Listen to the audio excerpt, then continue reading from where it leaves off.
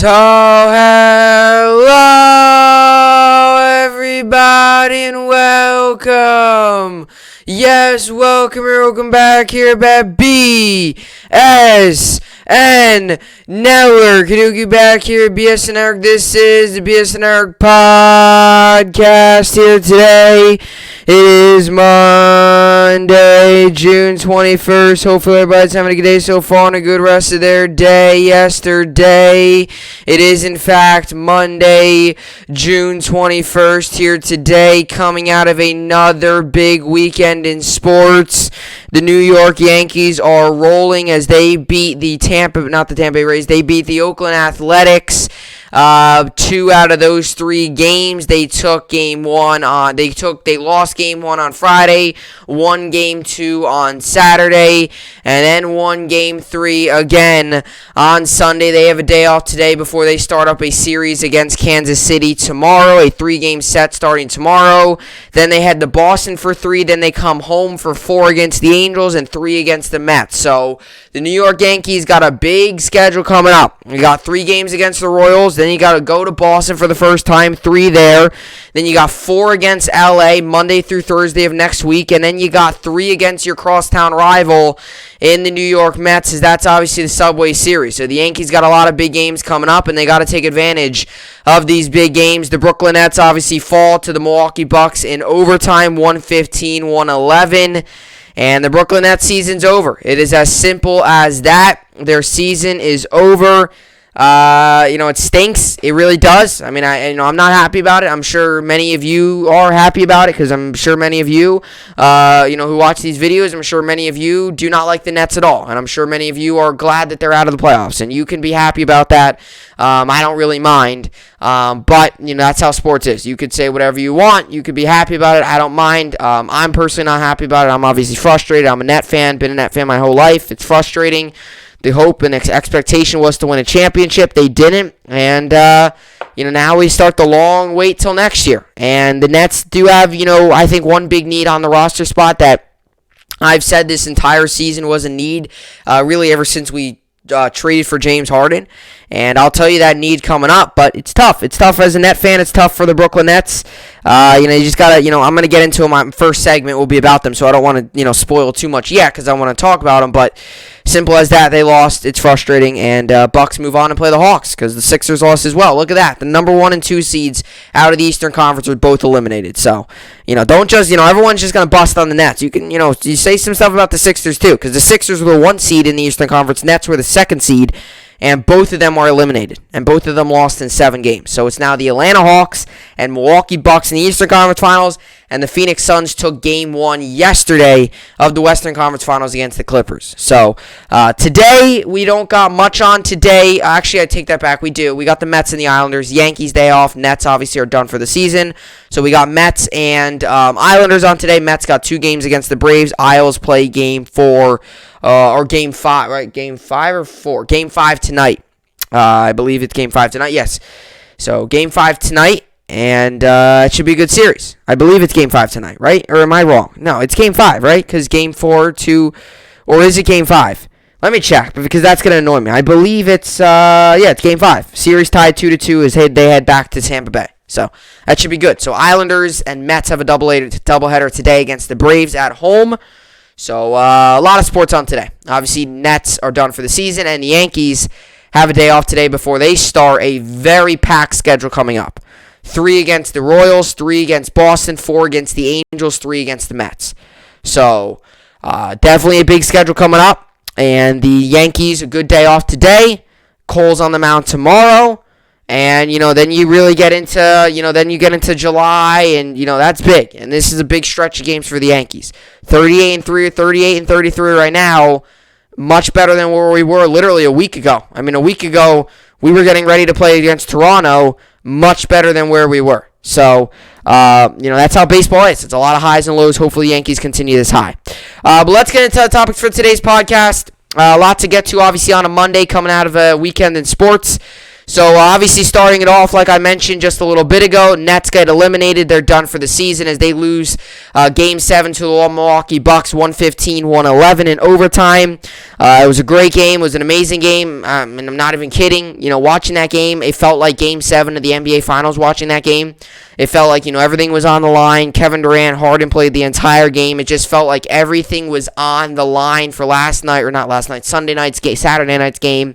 And the Nets didn't come through, and they're done. So now the long wait continues for a championship, as we waited 2 years for this, and we didn't get it. This year we did not win it, so now we got to wait another full off season and all of next regular season, and then to get back to the playoffs, and you got to hope then that's maybe when you can win it. And like I said, next season the Nets, Kyrie Irving, Kevin Durant, James Harden are going to have a full off season under their belt to train with each other, work with each other, really build chemistry with each other.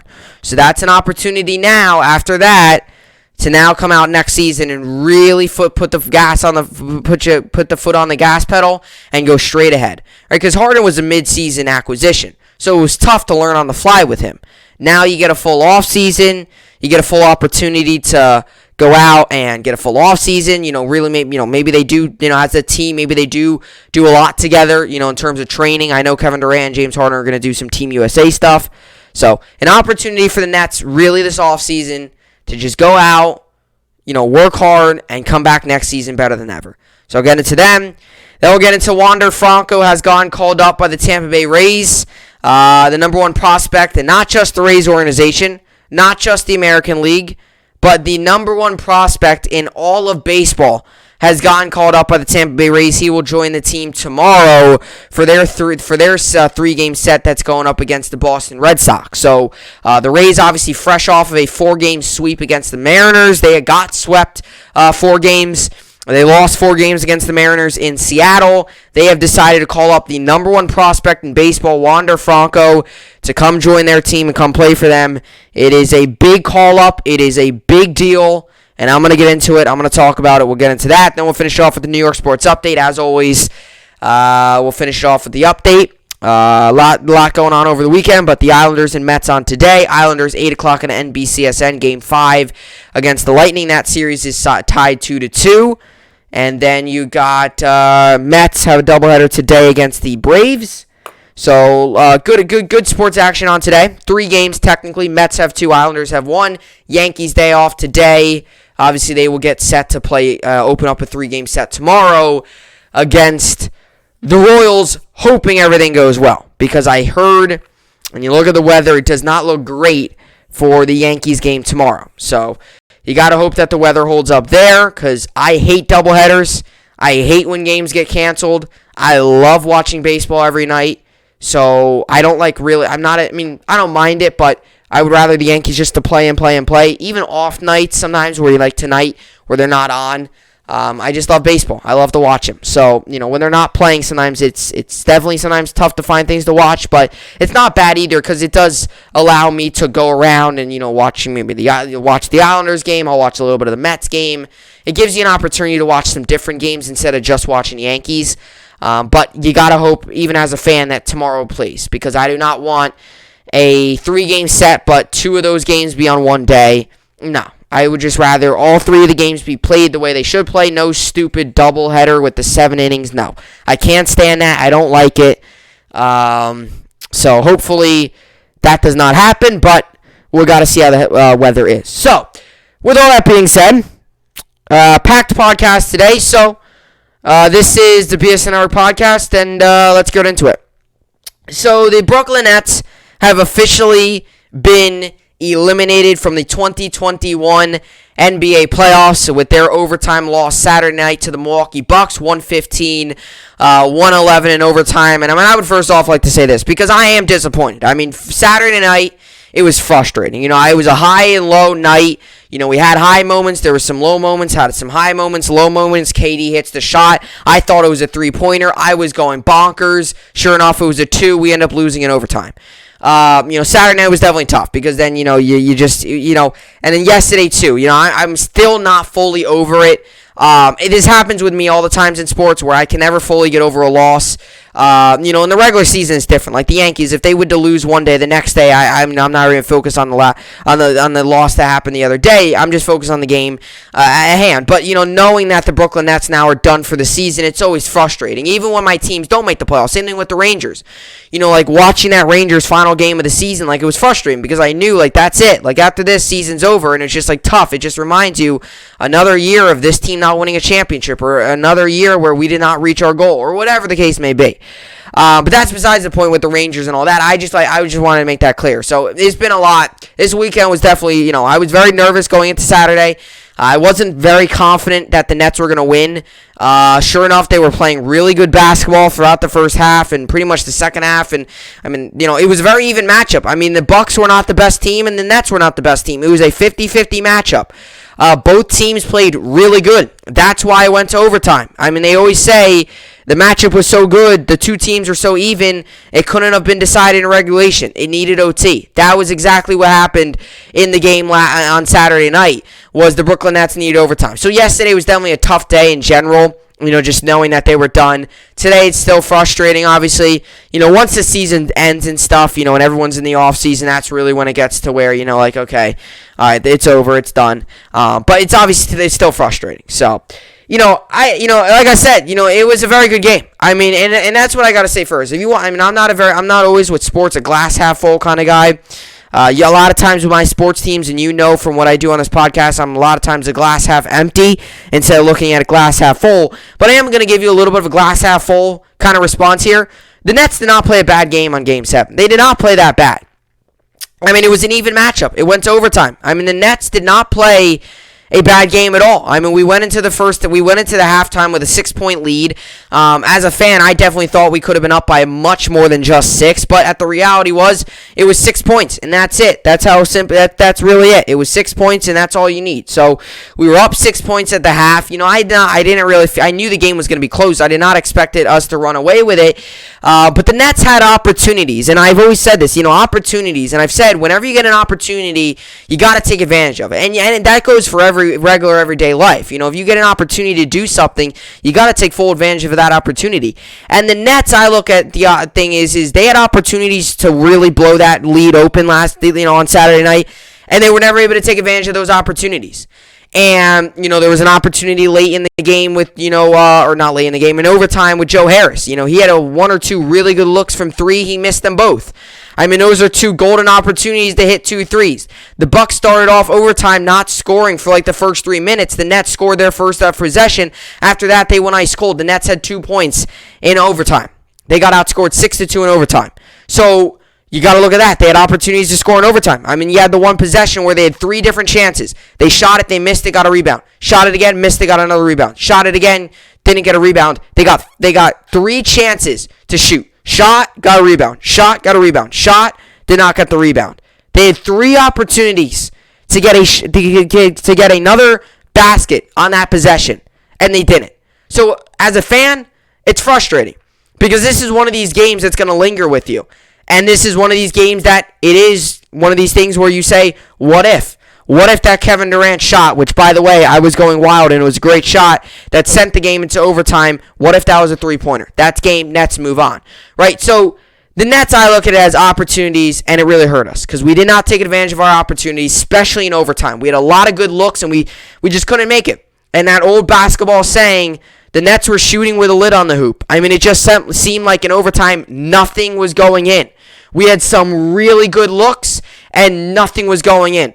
We had some bad looks, and they still weren't going in. We had opportunities. We were getting rebounds. We were playing good defense. We had so many golden chances in overtime, and we didn't convert. And that's kind of the storyline of how the game went. There was even a point in the first half, or maybe it was the second half, where the Nets were up by 9, and they had a chance to blow it open, like a 12, 13-point lead, and we never did. We all of a sudden kind of slowed down, the Bucks creeped back, and we were never able to get enough space to completely quiet the Bucks down. And you got to give credit to the Bucks. You got to give credit to them. Because yes, they were down at moments in these games, and it looked like at moments where the Nets were really going to take control, and the Bucks did not allow it to happen. And it's simple as that. Like I said, No team was much better in this. The Bucks were not much better than the Nets in this game, and the Nets were not much better than the Bucks.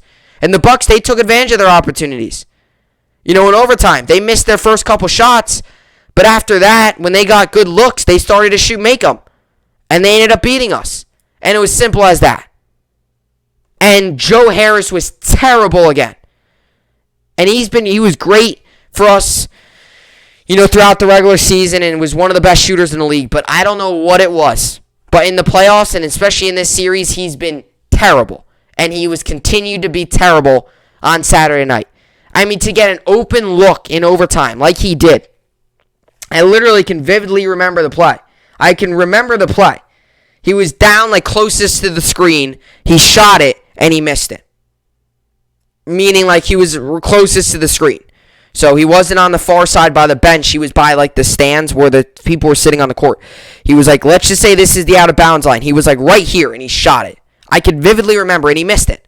And he had a wide open look. And Harris should have recognized, too, I'm not shooting well. Let me take a dribble in and then shoot it.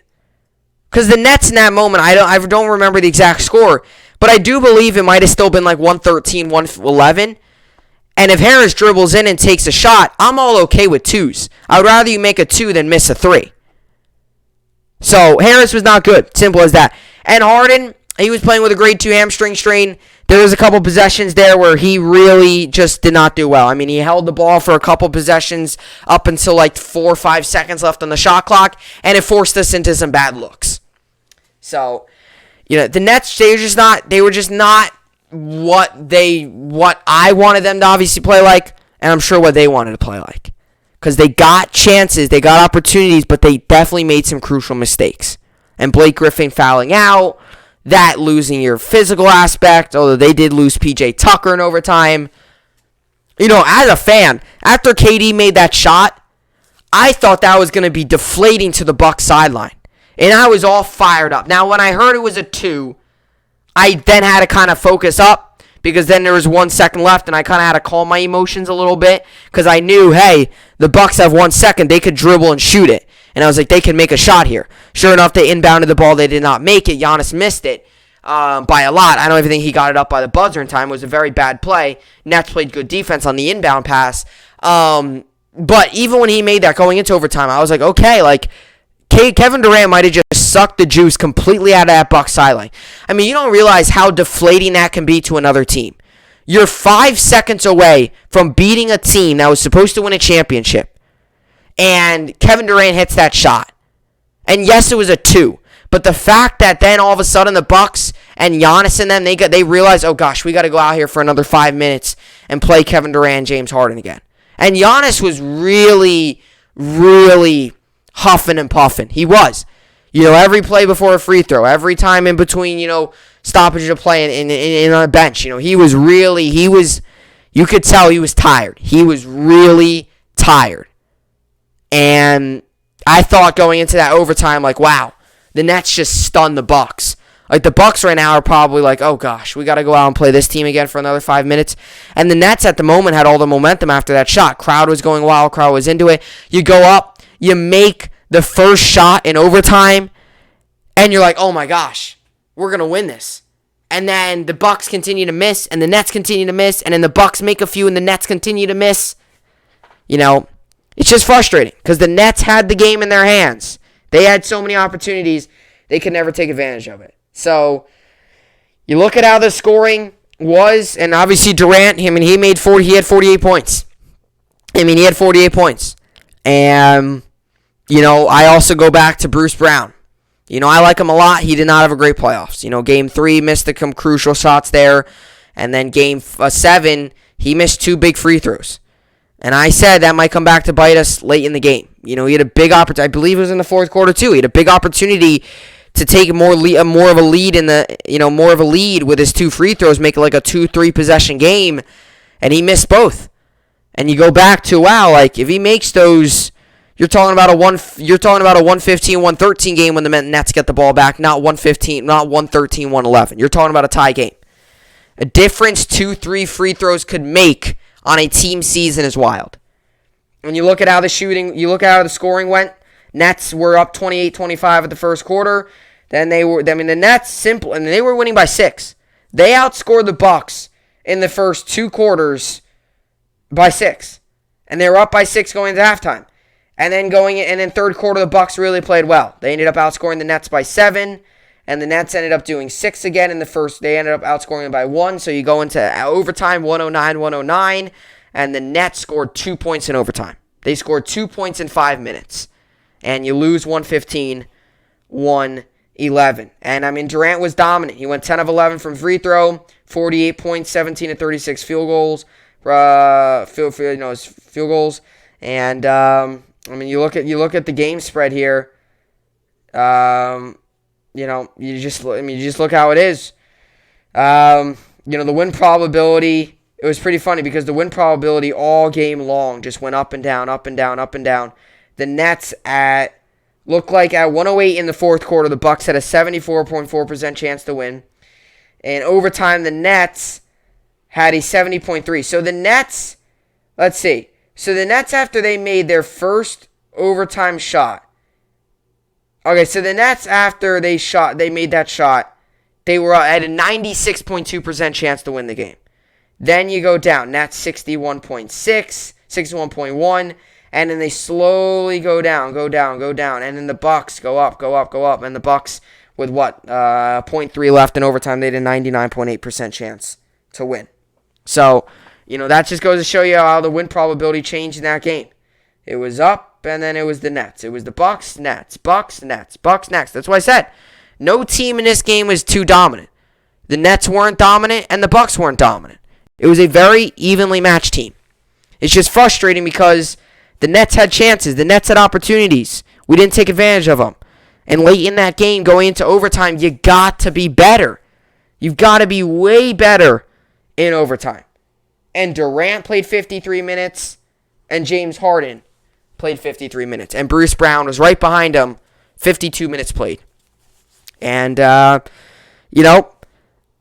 a Net fan, if you're going to ask me a question about what should they do this offseason, I've been saying this for a while. The Nets need a big. There was a moment, I believe, in that game where it might have been Giannis. He missed 2 free throws or something like that.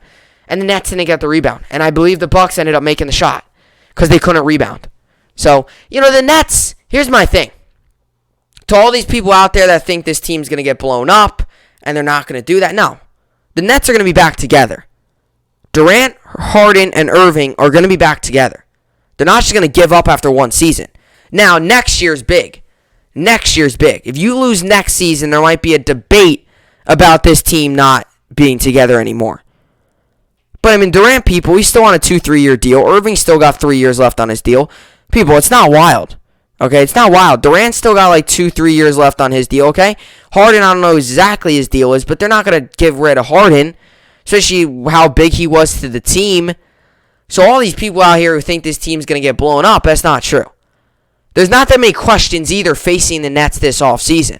There's no rumors around the coach. There's no rumors around the GM. Kevin Durant, Kyrie Irving, and James Harden are going to be back on the team. There are some other, possible questions. Is Spencer Dinwiddie, who obviously had a partially torn ACL this season, I think he tore it in the third game of the year. He ended up missing the rest of the year. He's a free agent. Are they going to re-sign him? I personally don't think they will. Bruce Brown's a restricted free agent. He wants to come back. It's just a matter of if the Nets do decide to do that. If I'm the Mets, though, the only thing I think the Nets need to do this offseason is go out and get a big man. It does not have to be a Joel Embiid. It does not have to be a Giannis. It does not have to be a Jokic. It does not have to be a guy like a DeAndre Ayton. All it has to be is a guy that's going to go out there, be physical, and most of all, rebound. I don't care if they only average 6-7 points per game. I don't care about that. We need a guy that's going to be physical and win one-on-one rebounds against bigs like Embiid and Giannis and bigs like that and Bam Adebayo, guys like that are in your own conference. That's what the Nets need most. They don't need a shooter. Their defense is but they're going to get that if they do get a big. The Nets do not need, the Nets have one of the best teams in the league. They don't need much. But the one thing they need is a big man. And I've been saying this for the longest time now. They need a big. It is as simple as that. And like I said, it doesn't have to be a huge name. You don't have to go out there and strike a deal for the best big in the league. But all I ask for is a big that can rebound and be physical. And there's many of them out there. JaVale McGee, there's guys like that. There's many of them out there. Find one of them, even if you bring them on a 1-year deal, because the Nets need that. And not that I don't believe in Claxton, not that I don't believe in Alize Johnson maybe getting increased role next year. The Nets just need another big. And even if they do decide that Claxton's the answer, they still need more depth then. You still need to build depth. That's what the Nets need. So if you're going to ask me what the Nets' needs are, it's not a point guard, it's not a shooting guard, it's not a forward, it's a big. It's a center that's going to be able to rebound.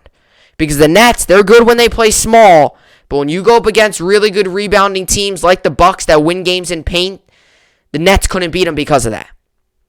The Nets couldn't. It's simple as that. The Nets blew the series. We were up 2-0. The Nets single-handedly blew the series. I'm not sugarcoating it. They did. And it's frustrating. It's tough. But what the Nets need to do this offseason is go out and get a big. And if you're saying, they need a defender, you're going to get that in that big. That's what the Nets need. So don't listen to all this nonsense. What are the Nets going to do from here? Is Harden, KD, Irving, are they done? No, they're not. They're going to be on the team next year. Now, if they don't win it next year, and, we're sitting here next year, and we're sitting this time next year, they're out of the playoffs again, maybe you can have that conversation about them might not returning. But for right now, they're going to return, and they're going to return next season with championship on their mind again, and with their sights set on a championship, and that I have an odd feeling that next season they're going to go full out. Because a lot of times super teams last for about 2 to 3 years, right? The Clippers, if they don't win it this year, I think they're done. The Warriors, with that whole KD's Curry thing, that team lasted about 3 years. The Miami Heat was about, 3-4 years. Super teams don't last for 10 years, right? The Lakers, LeBron, I think they might last for, the Lakers aren't a super team, but you get what I'm saying. A team won a championship. I don't know. If they don't win it again next season, who knows what's going to happen with LeBron and AD. Super teams only last about 2 to 3 years. So year 1 is done. Year 2's next season. You go out and boom, you try and win it all, right? I'm talking about super teams. Now, the Bulls, just lucky enough, they were a super team and they were insane. They lasted for 5-6 years.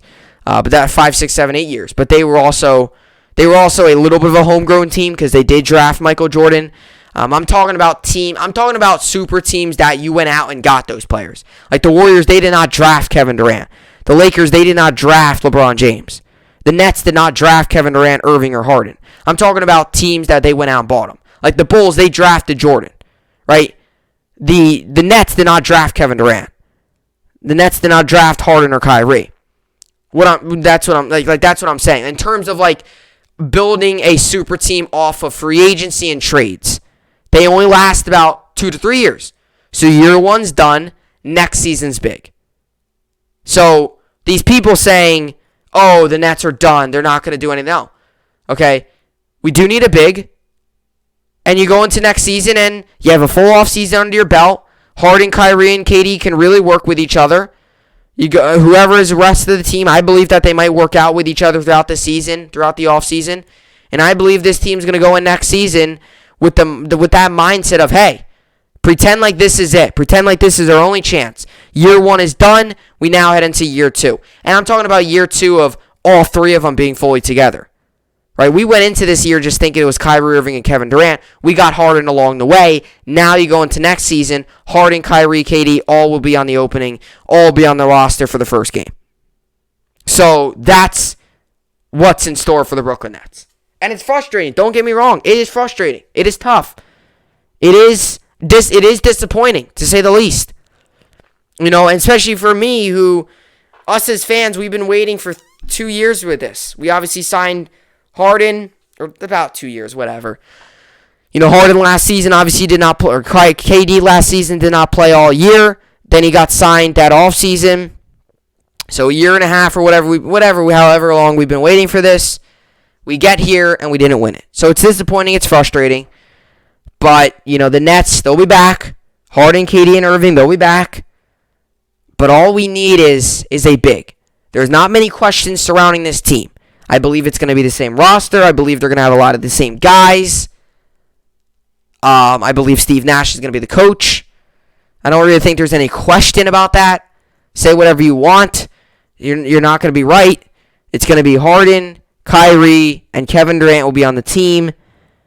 But I do think the Nets, if they really want to get to that next level, they need a physical, good rebounding big man. Let's just look at some of the final numbers here for Game 7, then we'll get to Wander Franco. The Bucks shot 43 and 98 from the field. That was 43.9%. And they shot 15 of 36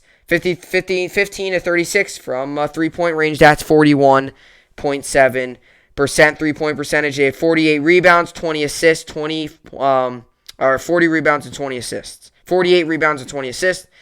And obviously they scored 115 points. The Nets, on the other hand, they shot 39 of 84. That's 46.4%. 12 of 39 from 3. That's 30.8%, which was not good. They had 46 rebounds and 23 assists, and obviously they lost 115-111. So the Milwaukee Bucks will move on and play the Atlanta Hawks now, and the Suns are up 1-0 in the Western Conference Finals against the Clippers. Suns are a good team. Devin Booker, man, he was good yesterday. Not just good, he was dominant. Devin Booker is just so much fun to watch. So, that's what I got. This is what Sean Marks said today. They had their post-game interviews. And I said this just now. Look at every position on the roster. Outside of the big three, there will have to be changes. I said that. There's going to have to be a big. What do you do with Dinwiddie and Bruce Brown? I said that. But people out there think that they're going to rip up the big three. No, they're not going to do that. They're not going to give away Harden, KD, and Irving. They're not going to do that. They haven't even played a full season together yet. Let them at least play a full season together. Then you could judge that. Harden came along middle of the year.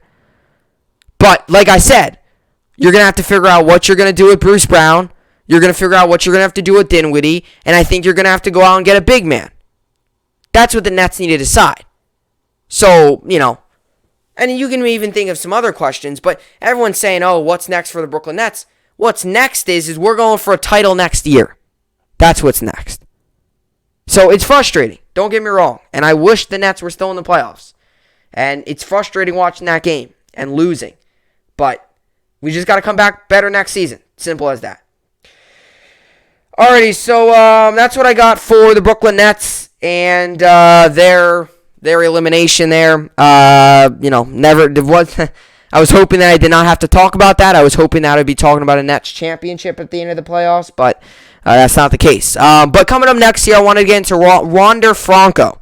Baseball's number one prospect has officially been called up by the Tampa Bay Rays. I will tell you how this is a big move, and definitely keep your eye out because this guy is a special player. I'm going to get into him coming up next.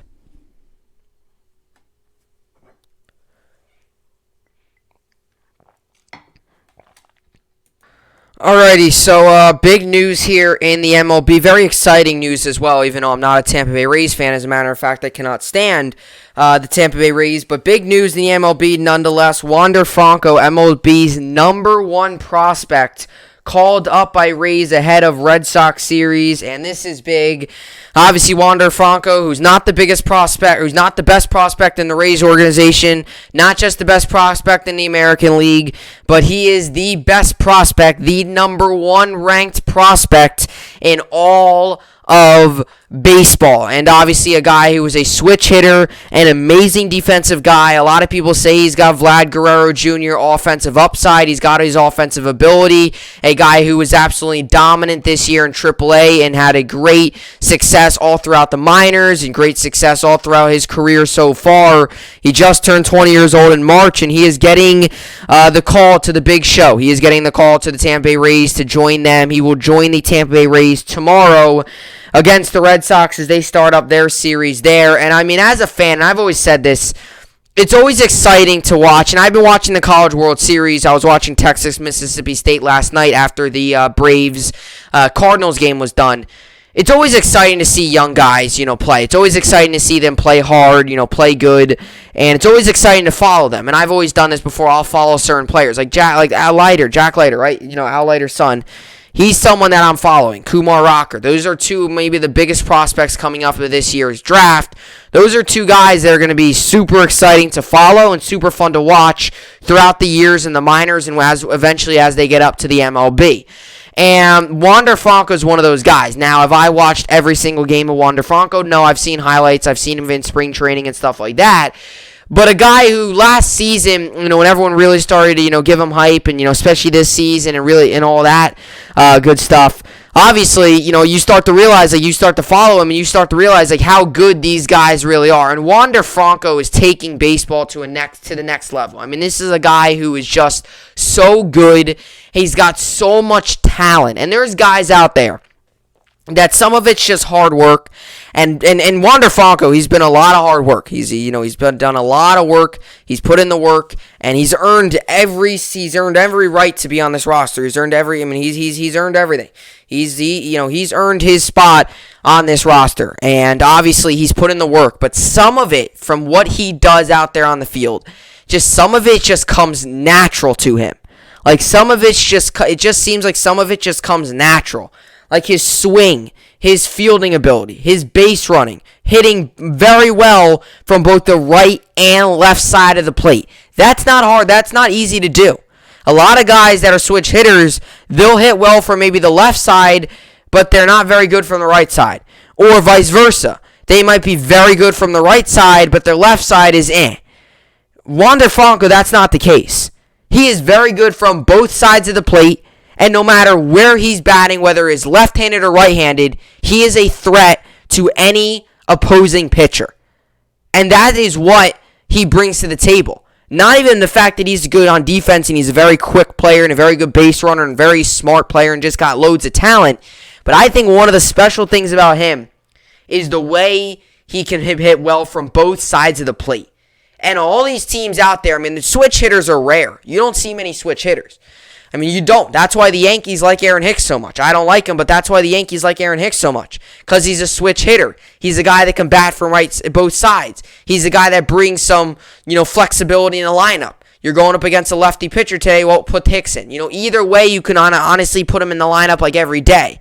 If you're a switch hitter and you can be successful being a switch hitter, you're going to make a living in the MLB, no doubt about it. Because teams need switch hitters, teams need lefty bats, and teams also like to have some righty power in the lineup, and that's what he brings to the table. He brings righty and lefty power. And another special thing about him, too, he's the number one prospect. There's not many negatives to him.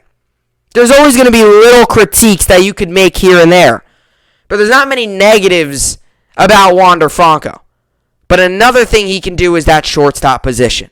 He is very good when it comes to shortstop. And he makes some excellent highlight reel plays. And I'm talking about plays like backhanded and, making a nice flip and, making a crazy throw. And this is a guy who so far, despite all the hype, has still lived up to expectations. Because sometimes guys with all the hype sometimes tend to struggle.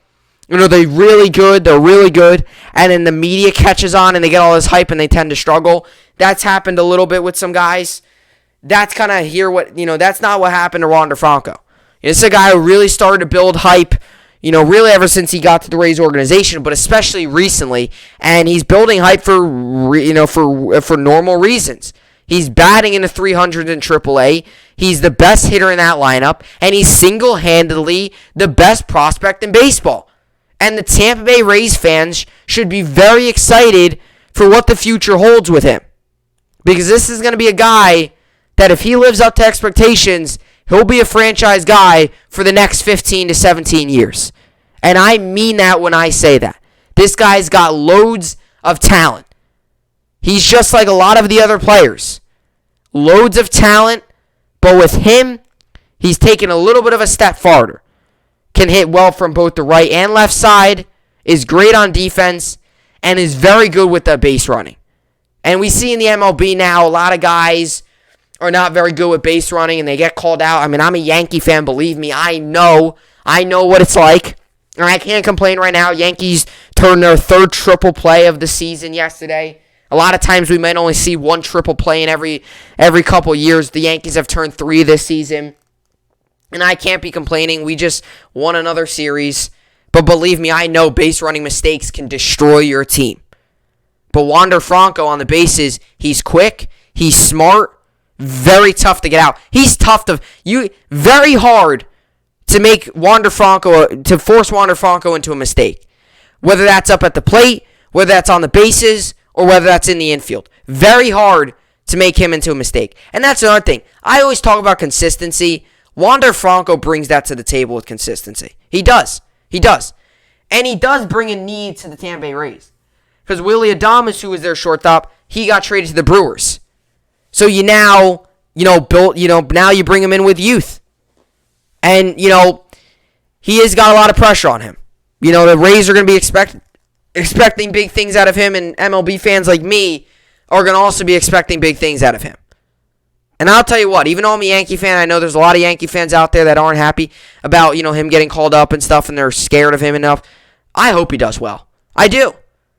This is a guy who's got so much talent. I hope he succeeds. I do. Call me, say whatever you want. This is a guy who's got so much talent. It's going to be super fun to watch him. It's going to be super fun to see what he can do. And see if he lives up to expectations, and if he does, how good he can be. Because this is a guy right now has got potential to be an MVP, has got potential to be one of the best players in baseball. We're talking about a guy who we haven't, I don't think, seen as much of a hyped kind of debut since Vlad Guerrero. I mean, this is a guy that tomorrow, when he steps on the field, or whenever he plays, I believe he'll play tomorrow. The next time, whenever he plays, which I believe will be tomorrow, I don't see why they'll call him up and not play him. When he steps onto that field, that stadium's going to go wild. Batting practice is going to be crazy. When he steps up to bat, it's going to be crazy. That's how big this debut is, and that's how much talent he's got. Let's read this quick article here. Wander Franco, MLB's number 1 prospect, called up by Rays ahead of Red Sox series. The top prospect in MLB is in the minors no longer. The Tampa Bay Rays announced Sunday that they are planning on calling up Wander Franco, who will join the team in Tampa when a crucial American League East battle begins Tuesday against the Boston Red Sox. Mark Topkin of the Tampa Bay Times was the first to report the news. The shortstop has appeared in 38 games for AAA Durham this season. The 20-year-old is slashing .315, .367, .586 with 7 home runs and 35 RBIs. I mean, it's just dominant. It really is. According to Topkin, the Rays, who have lost their last 6 games, gave him the news as the Durham Bulls were driving from Virginia to Jacksonville for their next series. Let's see. So for their next series, this was what Jeff Passan tweeted. Wander Franco, the number 1 prospect in baseball, is headed to the big leagues with the Tampa Bay Rays. Source confirms to ESPN. Franco, 20 years old, is a shortstop, but he can play second and third base too. He's been wrecking AAA, batting .323, .376, .601. Rays could use him a lot. Him. Lost 6 in a row. Tampa Bay's recent skid dropped the Rays out of first place in the AL East. Wander Franco is a potentially transcendent sort of player. The star that the cobble it together Rays have lacked for a while now. First with the news of his call-up was the Tampa Bay Times. This is what Wander Franco said in February. I'm ready to play in the big leagues. Franco said in February via team interpreter Manny Navarro per Topkin. I'm ready to achieve the goal that I've been trying to achieve since I was a little kid, to make it up to the big leagues. While he's clearly made an impact for the Bulls this season, native of the Dominican Republic, had never played above high A ball before the season. He signed with the Rays in 2017, debuted the following spring, earning Appalachian League Player of the Year honors at the age of 17 years old. He was among the players named eligible to join the Rays in their run to the 2020 World Series, though he wasn't added to the roster. He also joined the Rays for spring training this season, hitting .257 with a home run and 3 RBIs through 16 games. The Rays have optioned right-hander pitcher Drew Rasmussen to AAA. The team will still have to clear a spot on the 40-man roster by Tuesday in order to promote Franco. The Red Sox have a half-game lead over the Rays for first place in the division. I mean, you look at the age 17 in 2017, right? Age 20 now. He's so young, and he's got so much talent. And you see a lot of guys now, you see a lot of players, and it's the truth. I mean, you see Jason Dominguez, and you see so many players. The Dominican Republic is producing a lot of talent. It's producing a lot of talent. It's producing guys like Wander Franco, and a guy who is the number one prospect in baseball, and he is now getting his opportunity to shine. He's 20 years old. He bats, obviously, switch hitter, and he's a right-hander when it comes to the infield. And, you look at the stats. There are no stats yet, although I'm going to pull up his, there's no MLB stats yet, but I'm going to pull up his minor league stats here and just go to show you how good he's been this season. He's been simply amazing. And,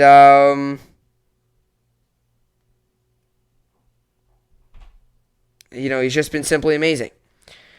All right, so Wander Franco, obviously, this season, 2021 stats, he is batting, so the first stat I read, which was .315 batting average, that was correct. The second one from Jeff Passan, I think, might have been a little off.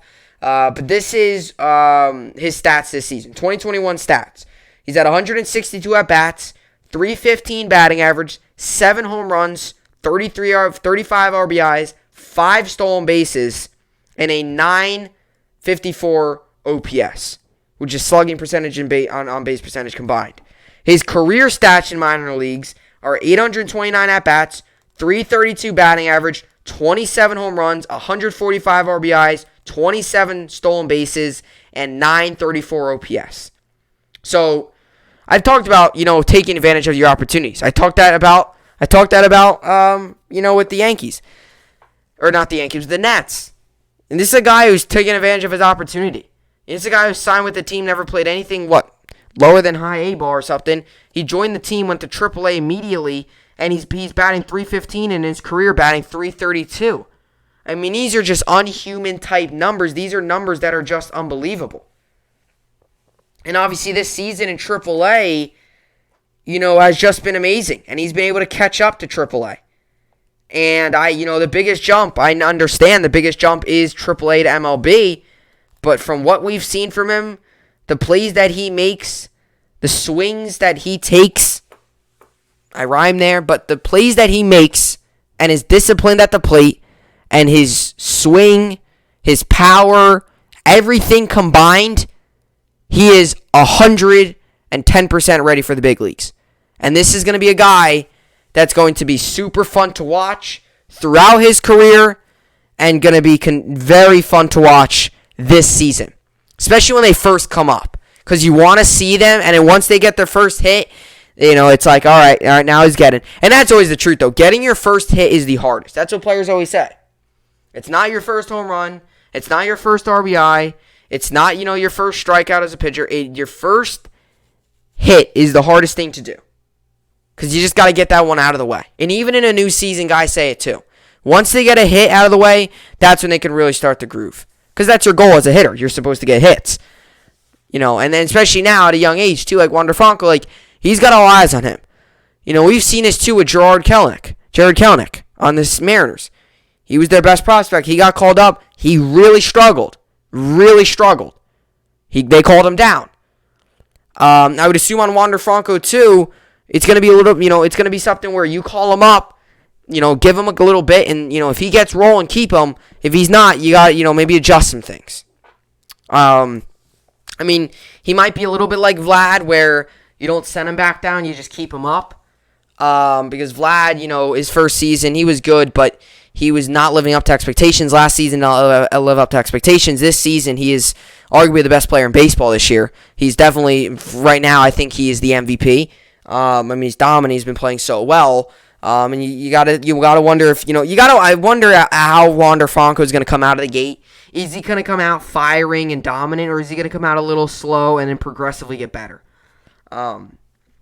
Most of the time, a lot of guys come out slow and then they get progressively better. Franco, I could very well see, just because of how good he is and what we've seen from him, I could see him maybe coming right out of the gate, firing all cylinders. But that's just my opinion. It all depends. But I mean, the guy has shown that the guy's earned every right. I mean, he's earned his roster spot. He has. I mean, he's done his job in AAA. He's done it on both, defense and offense. It's time to call him up, and the Tampa Bay Rays did that. So that should be fun. But I'm getting to New York sports update here. Obviously, yesterday, I talked about the game on Saturday with the Nets. They lost. Yesterday, the Hawks won and Suns won. So Hawks move on to the Eastern Conference Finals against the Bucks, and the Suns win game one of the Western Conference Finals. No games on today in the NBA. As for the NHL, yesterday the Golden Knights won. Robin Leonard was in net. They won in overtime 2-1. And today we got the Islanders and the Lightning, 8 p.m. Eastern Time on NBCSN. Give me the Islanders. Saturday the Islanders also won. That was a big game because the Islanders, Ryan Pollock with that amazing save. That was just unbelievable. Net was wide open. He sacrificed the body, dove right across it, and made the save. Yankees obviously lost Friday, won on Saturday, won yesterday as well. The Braves won yesterday, Tigers won, Dodgers won, Mariners won, Padres won, Giants won, Brewers won, Royals won, Twins won, Astros won, Cubs won, Cardinals won, Blue Jays won, and Indians won. Nationals also won yesterday 5-2. And obviously they move the Nationals, they win 5-2. So they move to the Mets lost yesterday 5-2. Nationals won. Mets moved to 36-29 on the season. And Yankees also won yesterday 2-1. So Yankees moved to 38-33 on the season. And a big win by the Yankees. Again, another big win. As for today, we got the Astros, Orioles. I'll give Astros the win. A's, Rangers. I'll give A's the win. Cubs, Indians. I'll give Cubs the win. Twins, Reds. Give Twins the win. And Brewers, Diamondbacks. I'll give D-backs, Brewers the win. And Padres, Dodgers. Give me the Padres the win. As for the Mets, they have a doubleheader today. So the first game goes on 5:10 p.m. Eastern Time on MLB Network. Colin Muller's on the mound for the Braves. He's he's got 0-0 this season with an 18 ERA. Although he very well could have only pitched a little bit in a couple innings. That's why his ERA is so high. But the Mets, Jacob deGrom's on the mound. So all the shoulder stuff, we'll see how it is with the inning by inning. Luis Rojas said they're going to take it in by inning. But Jacob deGrom, he's pitching today as well. In the first game, he's 6-2 with a .54 ERA. Mets come in this game 36-29. Braves come in this game 33-36. And Mets, let's see, look at the numbers here.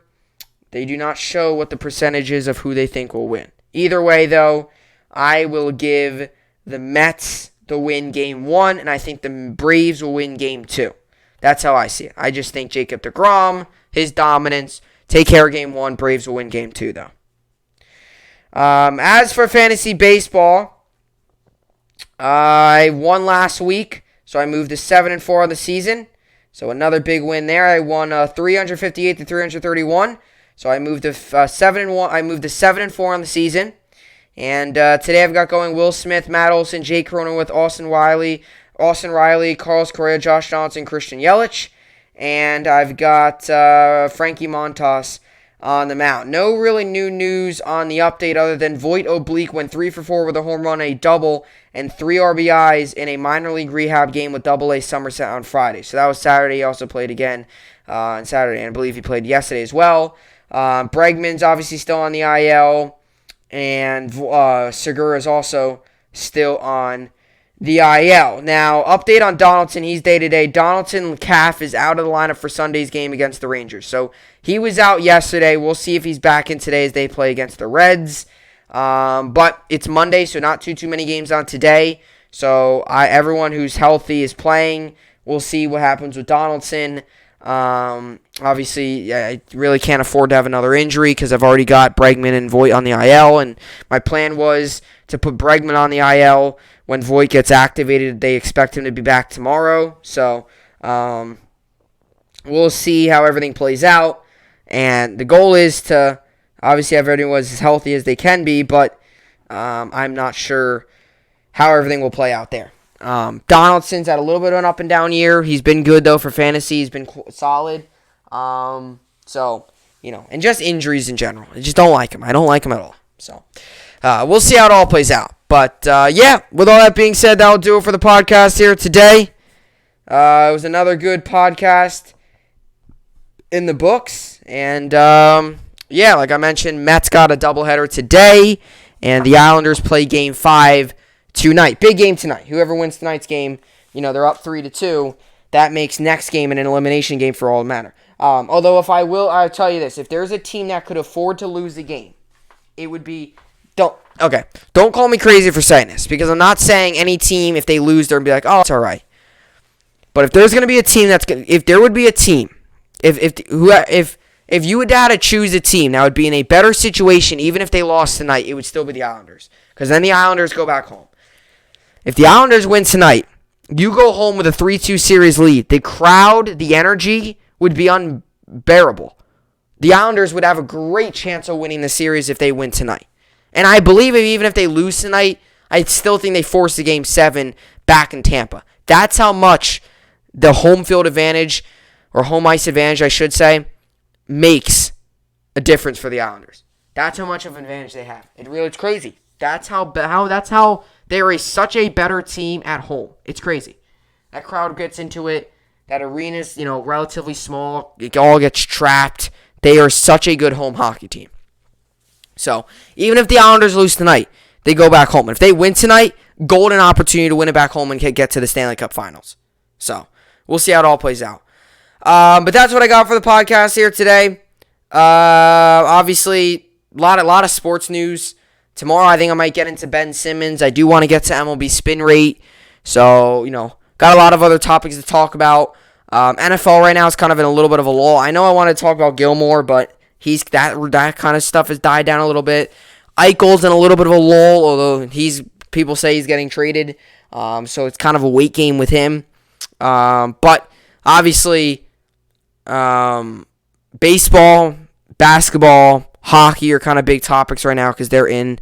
And mainly baseball right now is big because obviously basketball now with the Nets getting eliminated. Not that I'm not going to talk about the other stuff, but still with the Nets getting eliminated. Obviously hockey still got a New York sports team involved, so still get into that stuff. But with the Nets getting eliminated, I'm still going to watch the playoffs, but, now it's really, it's kind of like, all right, baseball's, all throughout the summer. So, but, yep, that's what I got for the podcast. So, very good podcast to start off the week. Obviously, Monday. So, still got another 4 days here with more podcasts, obviously, until the weekend. But that will do it. Hopefully, you all enjoyed it. I will see you all back here tomorrow.